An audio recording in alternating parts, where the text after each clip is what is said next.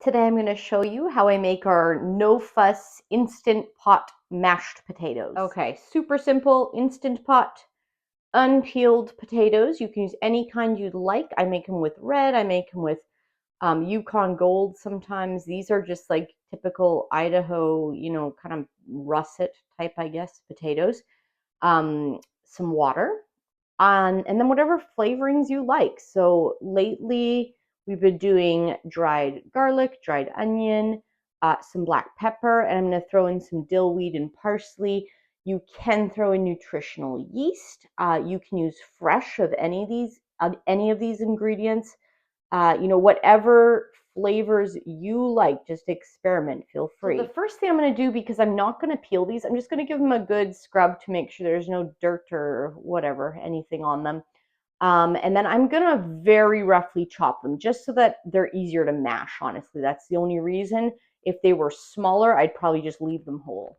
Okay, so I went ahead and chopped up everything you saw here, and I have a little bit of room left in my Instant Pot, and I always like making the most amount I can at once, if I'm going to make this anyway, because we go through food quickly in our house.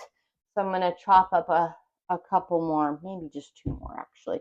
So like literally I just cut it in half, and then maybe like this. Just they're a little bit easier to mash, I find. So just really coarsely chopped. So then what I do is I pour about 1 to 1.5 cups of water in, and I'm going to cook that the potatoes right in this liquid. So it'll obviously cook them, and also that I'm not going to drain them. There's no steamer basket in here. I'm just throwing it right into the pot. And that is instead of any kind of plant milk or anything like that. This is the only liquid I use to make these mashed potatoes. There's no oil, no vegan butter or whatever. So it's just water, and it cooks in its own liquid and becomes kind of starchy, and I find that works really well. So I throw just a little bit of black pepper on top. This stuff has some bites, so I don't use too much. Quite a lot of dried onion. A lot of garlic. I really find we like that a lot in this. So quite a lot of garlic. Probably at least 2 teaspoons, something like that, dried. And fresh, if you just throw in fresh peeled cloves into this recipe, it's really nice actually. They get super creamy. I don't have any right now. And I'm going to throw some dill in. Dried dill, that's probably, I don't know, 1/2 to 3/4 of a teaspoon, maybe a whole teaspoon even. This is totally to taste. Like you could put Italian herbs in, you could put no herbs, you could put just garlic and onion. You just have to experiment with what you like. So everything's in there. I'm just going to turn this on. All right, so there we go. Pretty full. And I'm just going to close this by turning it all the way to the right clockwise. And then I turn this thing. There won't be any clicking or anything like that, just until it's all the way towards sealing so it can come to pressure. And then my favorite setting, pretty much the only one I use unless I'm making yogurt, is pressure cook. And I'm going to set this for a little bit longer than I use just to steam potatoes. Potatoes, to steam them, takes anywhere from 12 to 15 minutes for me to get it to the consistency we like. So I'm going to set these at like maybe 17 minutes. And this is going to come to pressure. I'm going to wait till it naturally pressure releases, and then I'll just show you how I mash it and finish it up.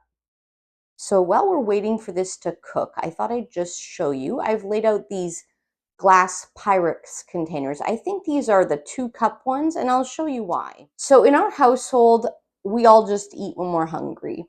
My kids pretty much have free reign to eat whatever and whenever they want, and that's because we only keep wholesome, nourishing foods in our home. So there's foods everybody loves. They're all yummy, and they're all healthy. So I tend to just cook fresh things as our fridge gets empty. Try to keep a variety in the fridge, and then we eat some of it when it's warm, and some of it I store in sort of individual sized containers so we can easily grab them and reheat them in the microwave in the fridge. So I'll show you what that looks like. You can see the empty shelf, which is why I'm cooking right now. We have a lot of just plain cooked starches, wet starches. So we have just quinoa and white beans and steamed potatoes, some romaine left over. Those are some extra breakfast squares in the back. I think those are the applesauce ones. I have some 3-ingredient corn tortillas, just water, lime, and corn, whole grain corn. For the boys, they like that. I have some hemp seed butter I made in the food processor as an experiment, and instead of peanut butter. And then some prune butter instead of jam. Sometimes I make blueberry type jam just out of blueberries that I've cooked down and pureed.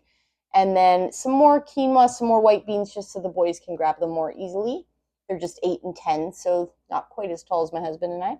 And then some wild rice, brown rice, and peas. That's a dish I've shared on the channel before. Everyone's just free to grab what they want. The kids know how to help themselves, how to heat things in the microwave. They're starting to learn to cook basic staples like brown rice and potatoes and stuff on their own, especially my 10-year-old. And this just works really well for our family. Okay, so the potatoes are cooked and fully pressure released, so I'll just show you what they look like right now. There we go. And I am not going to drain any liquid off. I'm going to keep all that water, and that's going to serve as my mashing liquid. So I'm just going to lift this out onto my cutting board and give them a good mash, and I'll show you what that looks like when it's done.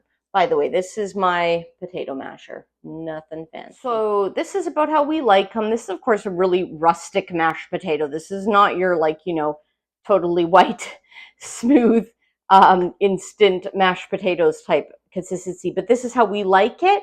You could, you know, peel your potatoes. You can use plant milk. You could do all that if you like that kind of really, you know, creamy, kind of refined potato. I don't think they're as healthy then.